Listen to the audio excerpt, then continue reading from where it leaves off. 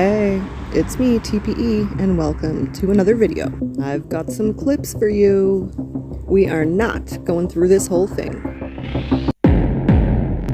but just a few clips about this hidden true crime situation that I wanted to commentate on. Let's do it!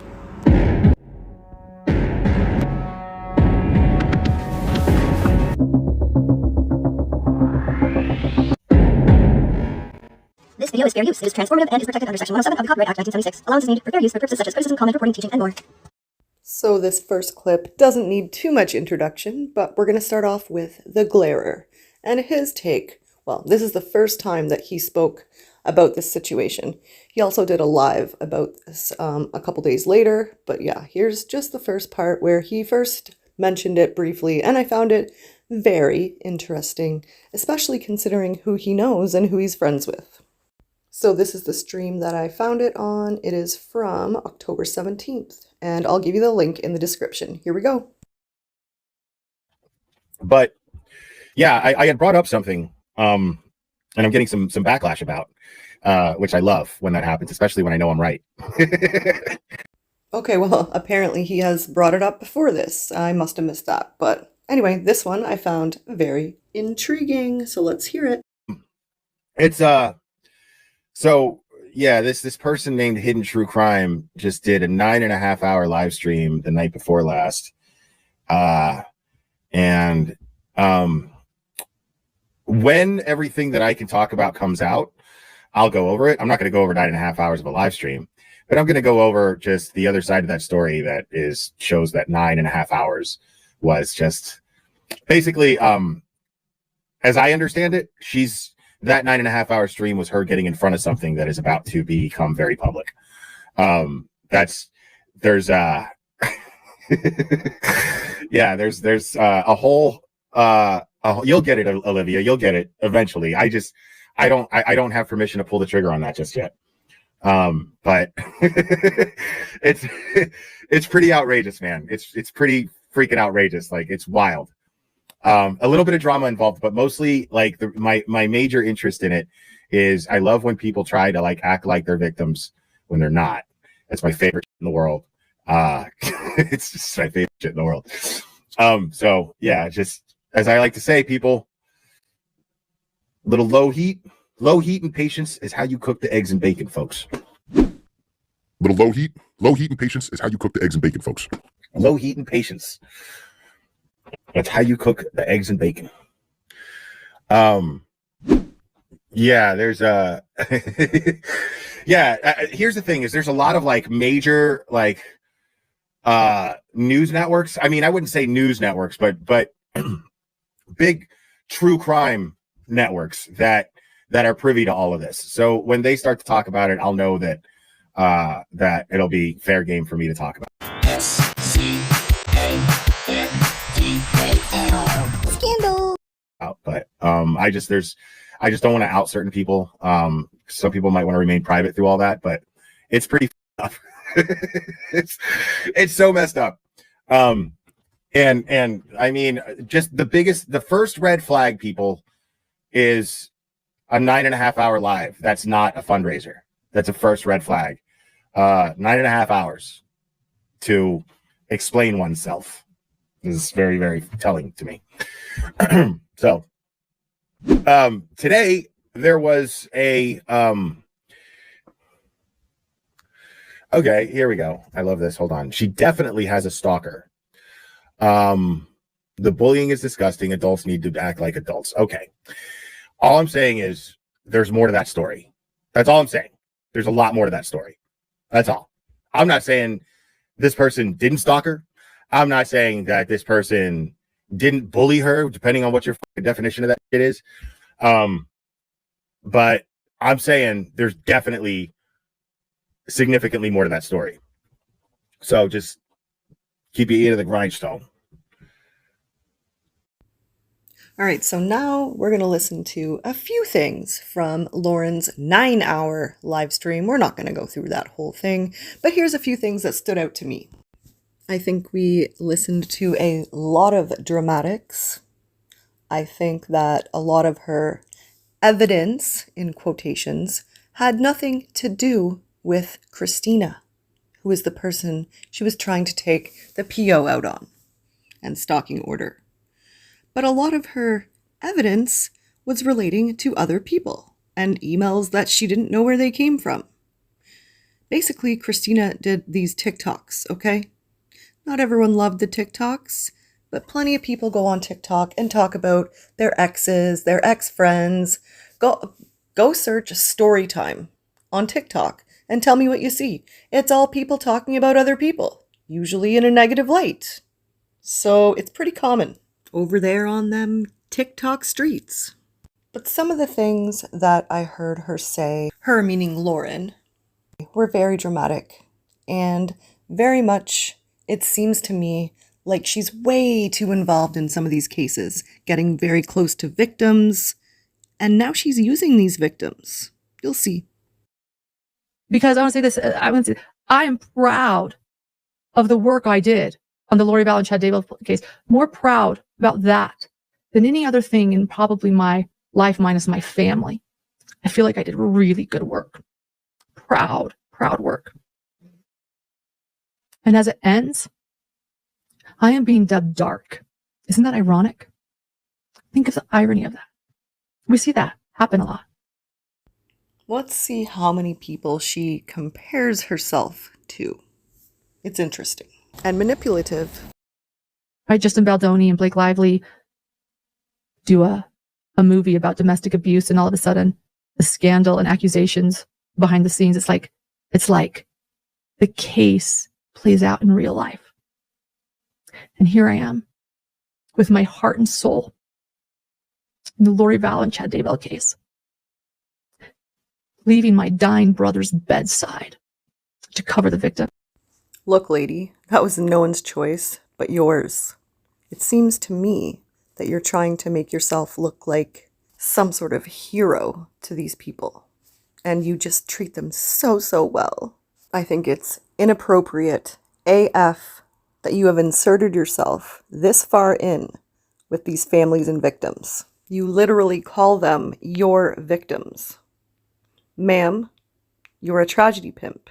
You're using them. You're making money on them. And based on the way you've been speaking about your victims and all that you do for them, it leads me to believe that the rumors may be true.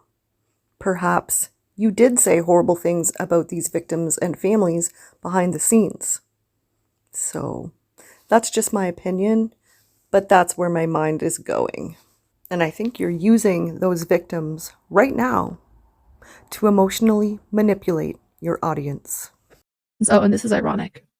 I had tickets to CrimeCon in Nashville.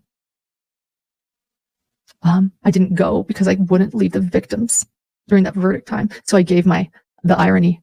Remember how I met my stalker at that trial? I gave her my CrimeCon ticket. So she's okay, guys. She got to go last year because of me. So we're good.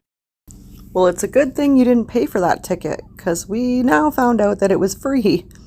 It was given to you. So you gave away your free ticket so that you could stay with the victims. And let's not kid ourselves here. You go there for the money. That's your job. You get paid. You're not there for the victims. You're there to get paid.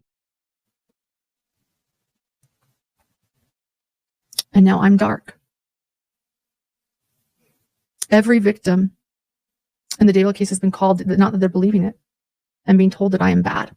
I'm evil. I'm a witch. I am not. And I'm sick of having to defend myself or questioning who I am. And it's true. My husband mentioned that I question, what did I do? I'm having Grayson spend 60 hours going over 6 years of text messages. What have I said? I'm writing apology notes into thin air, not even really knowing what for. Or if I need to, I'm feeling terrible. Prepare yourself for this one. Wait till you hear who she compares herself to. Anyway, I'm not dark. You know who else was outspoken and said things as she called it? Tylee. And that's what I do. How dare you compare yourself to Tylee Ryan? She is a victim. She is gone now. How dare you? You remind me of someone else that we cover on here, who always makes themselves the victim. And look at you using victims at the same time. That's not a good look, Lauren. Not a good look. And I think it says a lot about who you are. Anyway, I'm not dark. You know who else was outspoken and said things as she called it? Tylee. And that's what I do. And if you're seeing some of my private message and a text message, you're going to see it. Anyway, I have no idea how long crime found out. No idea. I do not hurt people's businesses. I do not talk poorly of victims behind the scenes. So let's play what I think is happening. Why is everyone piling on me? Because of this. And so what can you guys do? Learn about group bullying. Well, since we already saw your manipulation tactic with regards to that bullying video, I found this other video that I thought was interesting, and I wanted to learn a bit more about narcissism. So let's just listen to the one I found. Let's talk about it in terms of sort of the key kinds of pillars, if you will.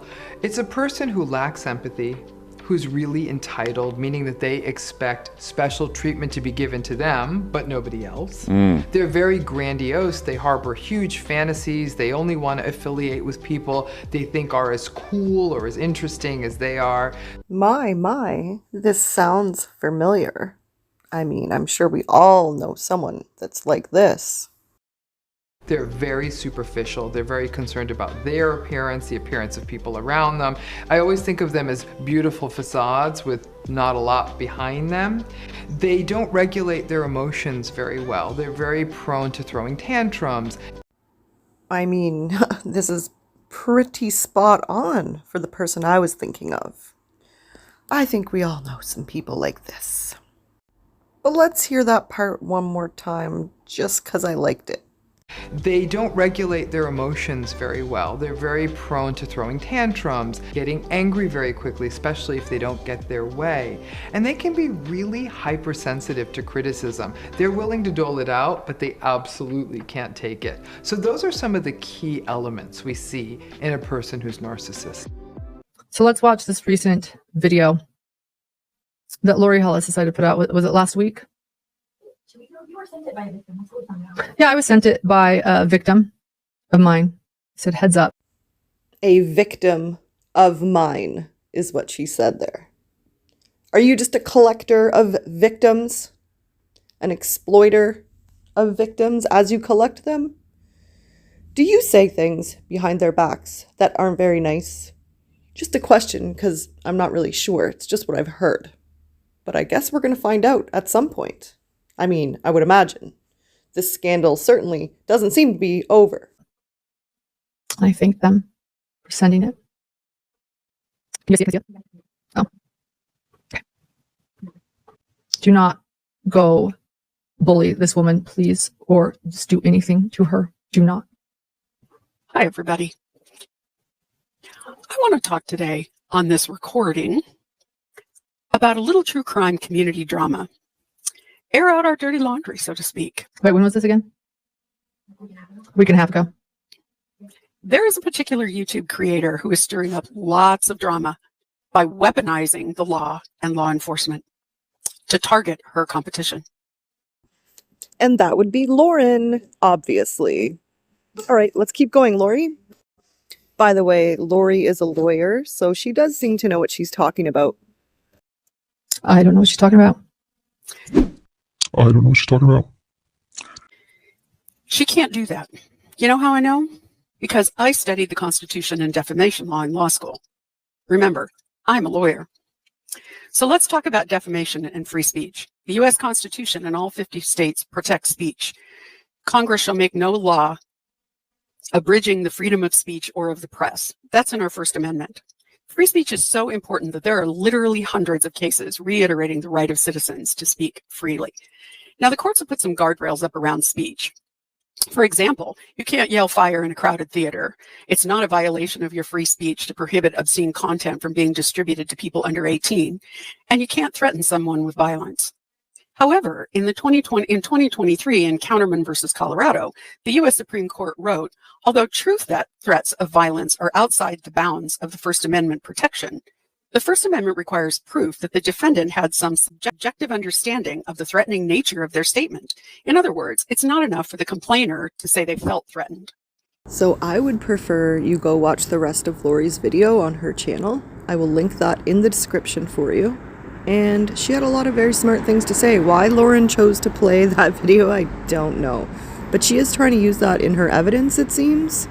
So, as I said before, a lot of the things that she's put in her exhibits are about other people, not the person she's taking the PO out on. It makes no sense. Here she's talking about Christina, who she refers to as the stalker, with no paperwork saying that she's a stalker.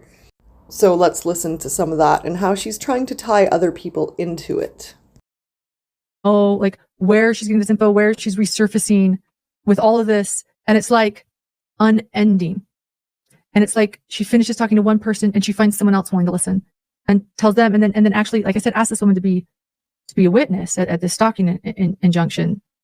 And see, I don't see what's wrong with that. Why doesn't she have a right to call witnesses who have witnessed what's happened with the situation? That's her right. I don't understand the total self-entitlement here that you, Lauren, are having. I just want this person, this stalker, to go away. Well, wouldn't that be nice if we could just shut up every person who has critical things to say about us and who have hurt our feelings? But you hurt people's feelings? Do you think you should have to just shut up and go away? Should people just be able to file frivolous court paperwork on you? How would you feel about that? And it cost you a boatload of money to defend yourself. It's not how it works. The entitlement is real. And if people are hearing things, because this is a whisper campaign, it is not true. Look for evidence. And am I afraid about my business? She said, I'm worried about my business and losing my followers and my cush lifestyle. Cush lifestyle, no. My business, yeah. But my heart and soul has built this business with my husband. It's our family livelihood and for my little boy. And I'm proud. And I believe that we bring something different and that we bring something good to the true crime community. And I don't want to lose that. Then what I would say to that is maybe try not being such a bitch. Try treating your friends, former friends, colleagues with respect. And don't stab them in the back. Don't talk about them behind their back. Don't talk about witnesses negatively behind their backs, if that's true. That's the rumor. Scandal. But for now, we'll just wait and see. I do want to say that I have no doubt that this has been stressful and overwhelming for Lauren. Perhaps not as stressful as she has made it seem. Or at least, maybe it's stressful in a different way than has been portrayed. I did do a video regarding the Joe Schmo situation, and I do think they set her up. Yeah, we'll get there. Because it looks like good old Mr. Joe Schmo walked himself into a hole. He really did contradict himself. And do check out that video when you get a chance. It's on my channel. And I also want to be able to report in peace and continue making and doing good work without the incessant wonder and fear of this person I hardly know, coercive control, intimidation, and other people just consistently and constantly. I don't know. So after months and months and months, I felt this was my only choice, especially after yesterday. So when it was approved, media in the courtroom for the stalker, for Lori Hellis. You see, I happen to think you called it off for a different reason. And I think that reason is because of what the judge said at your last hearing. I mean, maybe partly to do with law and crime and the fact that all of this would have come out. I mean, There could have been depositions. And in depositions, what if your text messages came out? That's possible. Whatever you're hiding would have come out. And that's scary. And I have no doubt that Lauren, you, whoever I'm talking to, that you're stressed out from whatever this is. You could very well be as stressed out as you say you are. And that makes sense, depending on what's in the text messages or what these people know about you, what you've done. We don't know yet. Well, some people apparently know. I don't know. But regardless, I do think it's probably scary to live like that. And I can't imagine how fearful you must be and the anxiety that comes with that. I believe it. There it is, the media being approved for you guys have heard everything. And here's the thing, if you go to the docket, all the things I read to you, they're still private. Isn't that wonderful? They are still private. Yes. Because but it's because I withdrew. If we went through, those things would then be made public because media was approved. So I'm going to finish. I can't believe it. I thought this was going to be long. Never could I have ever imagined that we thought it would be this long. As you can tell, I chose to clip her near the end. One, I thought that maybe some people hadn't quite made it that far in the stream, being that it was over 9 hours. And two, she kind of summed up some of the stuff, so I thought that was interesting. And that's also the part where she started comparing herself to victims, which I found very strange and very convenient and very manipulative. So let's keep listening and see what we get. I may end up deleting part of it, and let's just see what we got. But do know there's a lot more to come because this is just the beginning. I have plenty more clips where this came from. Oh, and she's not done. It kind of sounded like she was done, but of course she's not. This has been months and months and months. And if I was going to do this, we do it right. Thumbs up. We did it. I'm proud of you. So I wrote a journal entry this morning because we were processing how we were going to do this, how we're going to pull this off. We've been spending days getting this together, yesterday, today. And I thought I need to do something. And so I wrote this, and then I was going to ad-lib everything like I've been doing, but I'm going to read this. I wrote it today. I'm going to read it. And you guys tell me, do you think this sounds like a journal entry? When I heard it, I was like, it sounds a lot more like something you would write for damage control, like preparing for damage control. Kind of similar to the whole crying on the bed situation. That, to me, didn't seem very natural. And the reason I say that is not just because of what was being done in that video or what was happening in that video, but while she's doing that video, and I'm not going to play that video on here, you guys have probably seen it 100 times, but one of the things that caught my attention was when she said, "And guys," as if she's talking to people. Like, who are you recording this for? I thought this was some sort of natural breakdown that just happened to happen on your bed, and Grayson just happened to be there with a camera. But then you're saying, guys, and you're talking to people, whoever that may be, in the video. So this just seems like another one of those situations, to me, in my opinion, some type of planned, I don't know what you'd call it, damage control? I don't know. I'm no expert. But let's take a listen and see what this journal entry has to say. Many of you are now probably wondering, what have I done? What did I do to deserve this? And I have the same question. What did I do? I've been asking myself that for months. But the truth is absolutely nothing. You are going to hear things about my conduct and public statements that people say are wrong. I have done nothing, though, but support victims, help people for 5 years, and stand up for people.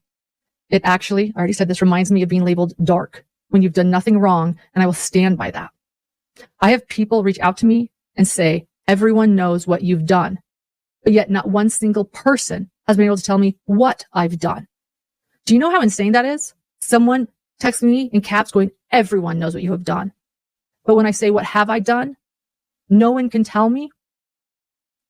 Not one single person has been able to tell me what I've done. That is insane. But do you know what I do know? Here's what I do know. I don't know what I don't know, but I do know of this. I know that my ex-contractor has reached out to several professional contacts to spread lies about me. I have heard some of the things that she has said that are lies, and that is defamation and torturous interference. I have learned that they recruited this creator that I mentioned earlier. And this creator then reached out to several people in my professional circles to spread those lies and to say that I am not who I say I am. And that is defamation. And that is torturous interference. And I know that some of these things, and I know, So what do you guys think so far? Does this sound journal entry-esque? Or does it sound like something else? Like damage control, written for a 9-hour live? Just curious. I don't know. I mean, feel free to leave your opinions. I'm open. Scandal. I know some of these things that this creator who calls herself a journalist has said to people in my professional circle, and they are simply not true. They are not even half truths. They are blatantly false. This person also says that they don't get involved in drama. And let me be clear. This isn't drama. This is defamation and torturous interference. Drink! Drink every time she says torturous interference. Better yet, drink every time she says stalker. Too bad I didn't record from the beginning. But we would have been here for 3 days, so we're not doing that. So nobody drink. It's dangerous. She said stalker over 400 times. So please don't do that to yourself. Again, it's dangerous. Let's keep listening. And when all of these professional contacts who are considering themselves journalists reach out to everyone spreading lies about me, rather than reach out to the source itself to see if anything is true, that's not journalism. That's a smear campaign, and it is group bullying. Just asking for a friend. How many people did you, Lauren, smear behind their backs? Again, I'm only asking for a friend. I don't really care too much. You don't know me. I'm sure you never talked about me. But, you know, I covered tragedy pimps over here, and I've learned a lot about you in the last little bit. That's not some type of weird threat, so don't send me any court papers. I just, put tragedy pimps on my YouTube channel, and you seem to cover a lot of victims and a lot of cases and make money on it. Those who do it respectfully, I'm good with. I really like true crime, and when done respectfully, I'm there for it. I appreciate when cases get the notice that they deserve. So, let me just be clear. Recently, I have heard a lot of things that you've said about victims publicly. So, God knows what you're saying behind the scenes. I can't even imagine. But I'm sure it's about to blow the F up. And I'm here for it. And I will cover it. Sorry, I got totally distracted there. My bad. Let's get back to your journal entry here. When journalists that I have supported and sourced and encouraged and who I thought were my friends believe these lies and spread these lies without coming to me, it makes me wonder what's happened to journalism as well as decency in this world. Because not only have I been being stalked, but I have been the subject of a cyberbullying and a relentless smear campaign. And not a single journalist, minus a couple actually, but not a single journalist has had the decency to reach out to me. There we go, except for, yes, some of my loyal professional contacts who checked to see if it was true and told me exactly what's going on and being said. So then you do know what's going on and what's being said? Or you don't? Because this whole time you've been saying you have no idea what anyone's been saying. So I'm lost on that, I guess. Or maybe they just don't know either. I don't know. I'm lost. But that's it. All the other journalists here, they haven't reached out to me. On Crime hasn't reached out to me. It is not a sin that behind the scenes, that there were days when I was angry at some of my fellow creators and that I fought battles for the victims behind the scenes that nobody will ever know because I care about these victims and I have stood up for these victims for years. Right. Sure, Jan. It's all about the victims that you've stood up for years. Okay. I have a feeling it's all about what you've said about the victims behind the scenes. But we're going to find out, because again, that's just a rumor, and I don't know for sure. But this does seem a lot like damage control, damage control, damage control. And like some other people, behind the scenes, I am a fierce advocate. Well, and you may be, but it could also be fake AF. You could be bad-mouthing people, victims, families. We're not sure because we haven't seen what's come out yet. Well, I'm sure some people have. They know. I feel like if there wasn't anything, this wouldn't be a thing. This whole scandal wouldn't be a thing if there was just nothing there and you didn't do anything. I still think we're going to find out soon. Let's keep listening. And just a reminder, this is Lauren's journal entry that she wrote day of. It's not something for damage control. It's a journal entry. Okay, here we go. And like some other people, behind the scenes, I am a fierce advocate. This whole thing about me being emotionally invested in the Lori and Chad Dable case is true. And if that is a fault, I own it. In fact, one of my private texts that I'm going to share now, am I going to share this now? Yeah. It shows you just how invested I've been and probably a little too emotionally invested sometimes. It'll also show you a bit of the color I have. I wrote this on JJ's birthday. So this is just my opinion, but I think she's 100% using these victims as a way to make herself look like a hero and a victim at the same time. Let's get this girl a cape. Come on. It's ridiculous. Just wait. You'll see. I wrote this on JJ's birthday. I sent it to an ex-contractor. Grayson found it going through all my messages, and she said, look at this. And she sent it to me, so I have it. I'm sure I have plenty of texts like this. Did you post it up? So it says, I was frustrated of all the posts on JJ's birthday, and I said, I'd just like a post by someone who simply states that this beautiful boy. It's probably hard to see. It's a bit blurry, but she's going to read it. States that this beautiful boy should be blowing out candles on a cake today, but thanks to a bunch of sick fucks, he isn't. Let's not forget that a bunch of those people have no verdict or no charges. Fuck Chad, fuck David Warwick, fuck Melanie Gibb, fuck Melanie Pulowski. And then there's this person in Zulema too. And oh, and all of the shoulda, woulda, coulda adults out there, fuck you all, may karma be a bitch. And this proves what exactly? To me, it proves that you cherry-picked one message where you were angry for the victims. And that's about it. It doesn't show any of the horrible things you may have said about them behind their backs. So there's that. But let's keep listening. It's actually probably a great example of who I am behind the scenes that maybe people don't expect, because I don't show that on my channel. That doesn't mean I'm a fake person. When I'm talking to you guys, it means that there's a time and a place. And when I feel safe and I'm passionate and I'm angry behind the scenes and I feel something, I'm going to say it to someone I feel safe to and trust because they get me. And it helps me to release anger and feelings and emotion.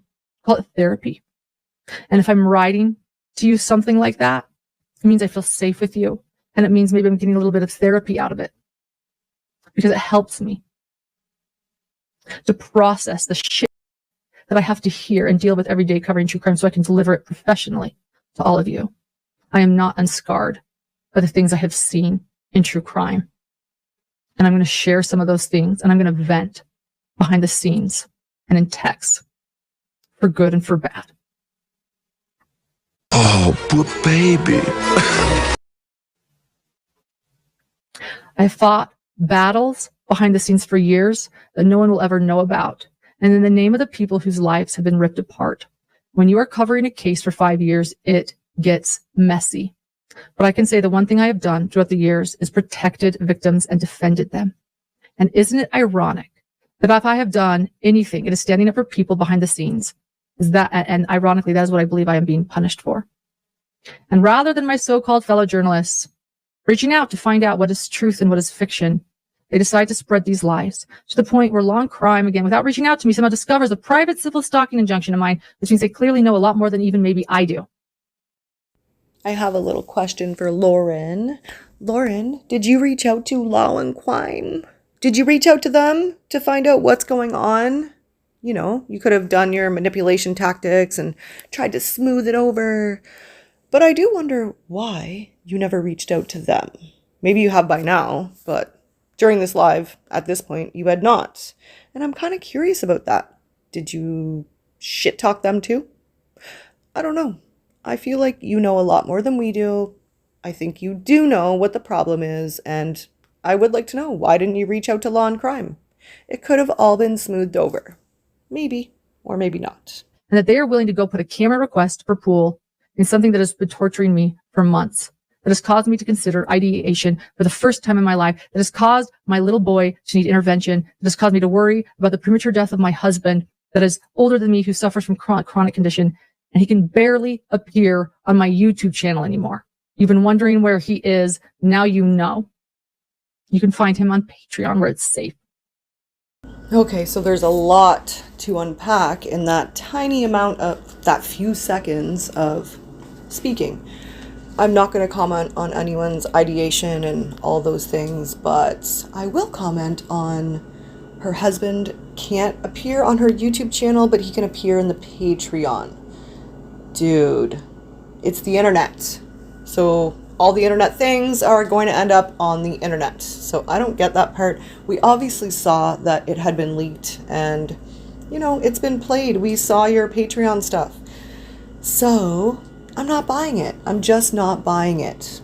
And I'm not saying all of it. I'm saying that part of it specifically. I will not comment on the other things that you said about your child and your husband and their health and all that. I will put up the appropriate links for anyone who may be triggered or suffering, and that's important. So we'll move on from here. But I do think the victim card has a lot of different things written on it, and we'll just leave it at that. I don't know how the media found out. Someone told them, and it wasn't me. But did a single one of their journalists, Law and Crime journalists, reach out to me before doing this? No.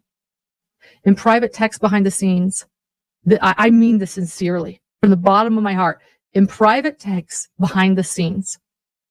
If something's going on, if you have seen something, and if I have hurt anyone's feelings, I am sincerely sorry. I am. I've thrown up over this. I don't like hurting people. And to think that someone would take private texts that are meant to be private and they would share them. So I can fully agree with that. I can support her on this. Lauren, I support you on this. People putting out other people's private text messages and emails and whatever private stuff, not cool. I've never done it on this channel, and I don't ever plan to. I do not agree with it. I think it's awful.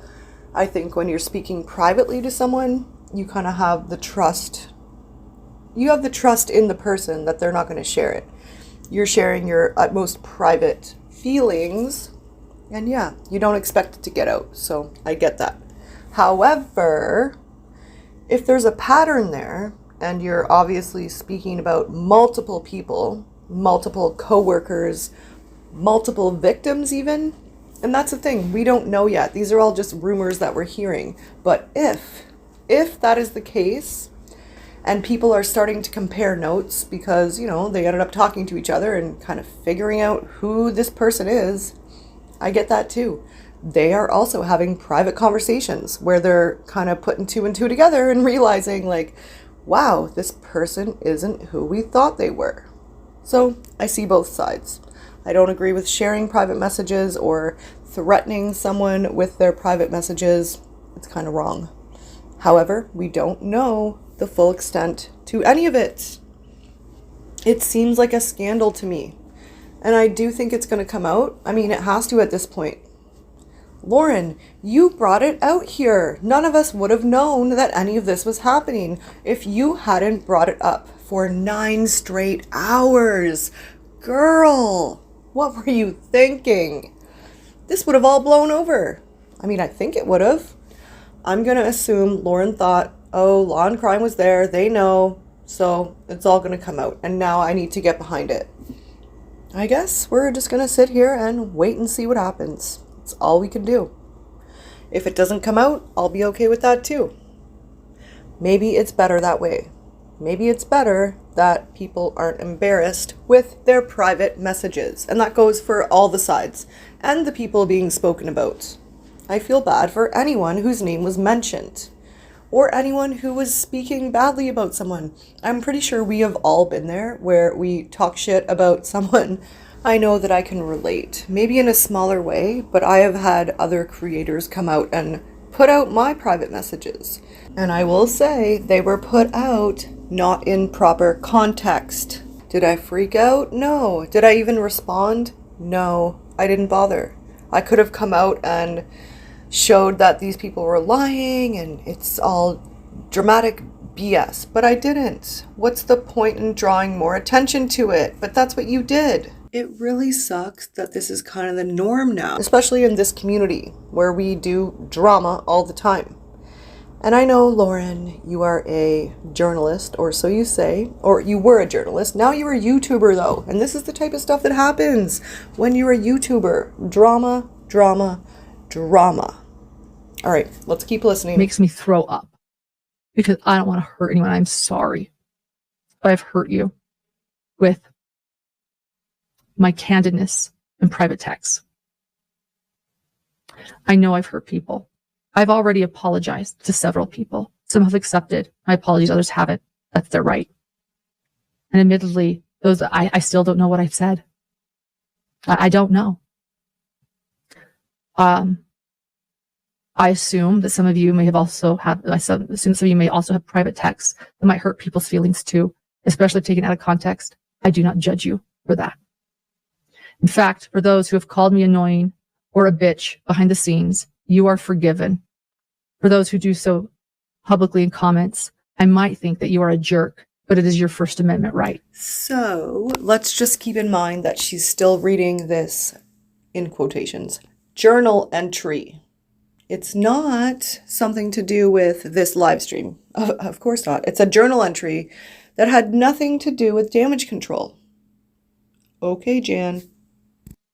But is it wrong for me to have a private opinion about any of you behind the scenes? Is that a sin?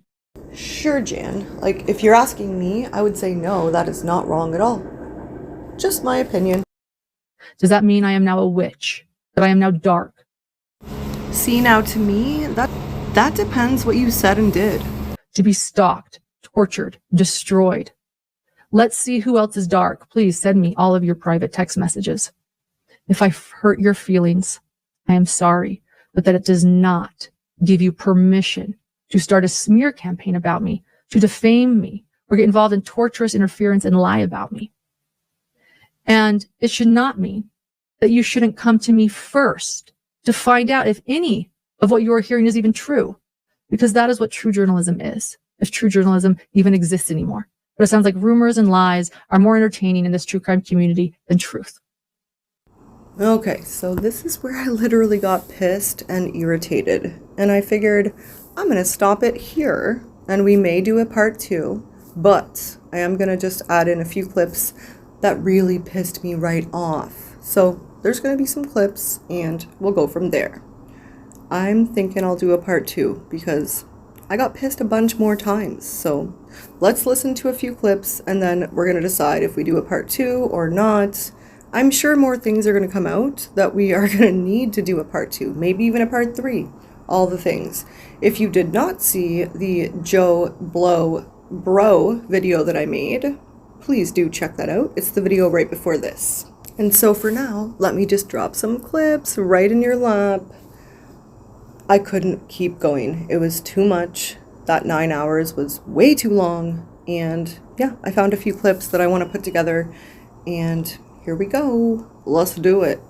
Dirty, dirty, dirty, dirty, dirty, dirty, dirty. No, I'm clean. How I'm coming, I can't show no mercy. Know what I mean, know what I need. Know I got.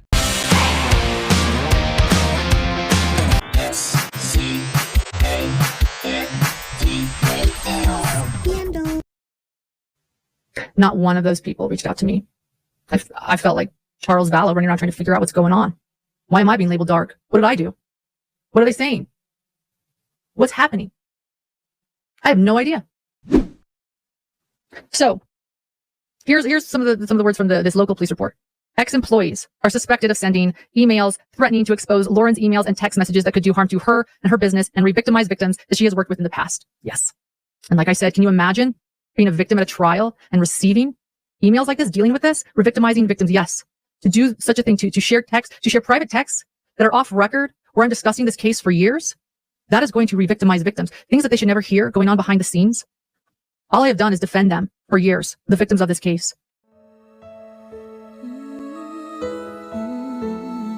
I have no idea. So,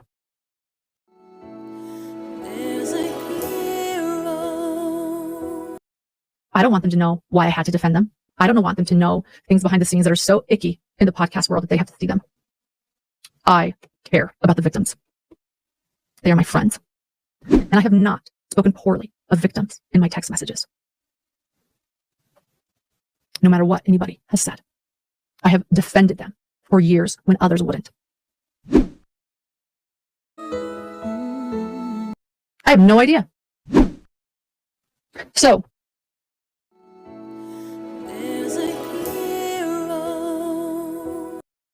what did we just learn? My stalker, stalking. My stalker is stalker. They brought up the stalker's name. They mentioned the stalker. Not like, oh, really? Huh. My stalker, never mind, they're an ex-contractor too. My stalker. The stalker was mentioned. Stalking. The stalker that stalks for civil stalking. Attorney. I actually have many attorneys now. I have 4 attorneys now in support of request for the civil stalking and petitioner. So in other words, free speech was a reason to not support the stalking injunction. And that I'm a public figure, even though public figures are often stalked. And I'm also going to point this out too, by the way, in this county where the stalking injunction is filed, Utah County, it is exactly where Charlie Kirk was when he was assassinated. Many people wondered why I haven't talked about that case. First off, there's only 3 of us and we can't hit every case. A very heartbreaking case. But secondly, that is in this area and it's about a public figure who was stalked. And you know what? It scares me. That scares me. I am scared. And that was a very overwhelming case. And yet I have yet to cover that case. Same county. They wanted all of the court records. All of the court records that I just read today. That's why I read them. That's why I've been on a live for 7.5 hours. I could be with my mother on hospice right now. That's what I do when I come to the state. I'm with my dying mother. But instead, I am here doing a 7.5 hour live, reading all the court docs because everybody wants them. And so I'm going to read them. Because I am going to protect my family and myself, and I'm not going to let this continue any longer. Right, Justin Baldoni and Blake Lively do a movie about domestic abuse, and all of a sudden the scandal and accusations behind the scenes, it's like the case plays out in real life. And here I am with my heart and soul in the Lori Val and Chad Daybell case, leaving my dying brother's bedside to cover the victim. Look, lady, that was no one's choice but yours. Oh, and this is ironic. I had tickets to CrimeCon in Nashville. I didn't go because I wouldn't leave the victims during that verdict time. So I gave the irony. Remember how I met my stalker at that trial? I gave her my CrimeCon ticket. So she's okay, guys. She got to go last year because of me. So we're good. Lady, that ticket was free.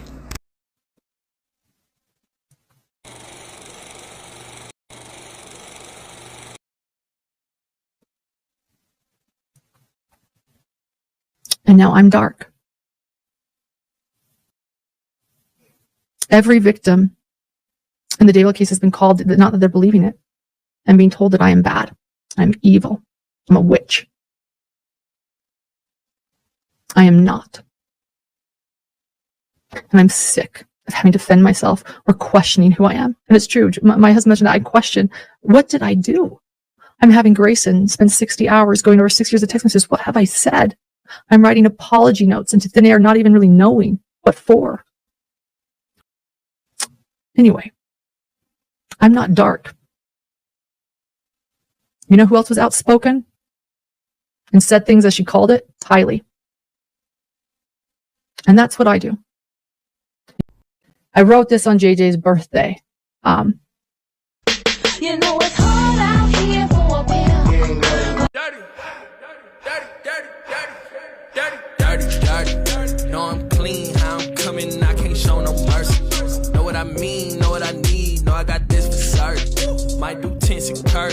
All my wins deserve it. Might do you dirty, dirty, dirty, dirty, dirty, dirty. Know I'm clean, how I'm coming, I can't show no mercy. Know what I mean, know what I need, know I got this for certain. Might do tints and curtains, all my wins deserve it. Might do you dirty, dirty, dirty, dirty, dirty, dirty. What you expect? Talking about fresh, like pay your respects. She got a new purse, sent through a text. Say where you at, sent the address. Sent the address and I'm rolling. All on the wrist, I control it. I'm looking like a big homie. Told him back up, you don't know me. I do just fine on my lonely. I feel like Scarface, I'm Tony. Baby boy, you look like... Don't forget to check out my last video too. It was a good one, and anyone's welcome to use this video. I'm coming, I can't show no mercy. Know what I mean, know what I need, know I got this for certain. Might do tints and curtains, all my wins deserve it. And if you do get a second and you want to help the channel, you can hype this video. That would be awesome. It's totally free, and it really does help us smaller creators. I guess you get a certain amount of hype points each week, and you can spend them wherever you like. Or you can also hit the like button, that is also free, and just double check that you're subscribed. Thank you guys so much. Toodles! Back at the wall, I feel the rush. Gotta go hard, fist in the ball, okay, what's up? I know they doing me dirty, I just returning the favor. Shawty been getting out flirty, she know I came with the flavor. Getting side out by the losers, but I get love from the gangsters. Let me find out that she came with you, then she gon' leave with me later. Dirty, dirty, dirty, know I'm clean, how I'm coming, I can't show no mercy. Know what I mean, know what I need, know I got this for certain. Might do tints and curtains, all my wins deserve it. Might do you dirty, dirty, dirty, dirty, dirty, dirty. Know I'm clean, how I'm coming, I can't show no mercy. Know what I mean, know what I need, know I got this for certain.